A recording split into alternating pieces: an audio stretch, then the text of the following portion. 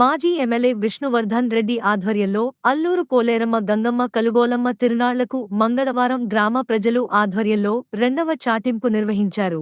గ్రామ పెద్దలు, అన్ని కులాల పెద్దలు అమ్మవార్లకి ప్రత్యేక పూజలు చేశారు. అక్కాచెల్లెళ్లు కు తిరునాళ్లను నిర్వహించుటకు రెండవ చాటింపు వేశారు. కాటంరెడ్డి విష్ణువర్ధన్ రెడ్డి మాట్లాడుతూ పాడి పంటలతో ప్రజలు చల్లగా ఉండాలని ప్రతి సంవత్సరం ముగ్గురు అక్కాచెల్లెళ్లు అమ్మవార్ల తిరునాళ్లను నిర్వహించడం ఆనవాయితీ అన్నారు.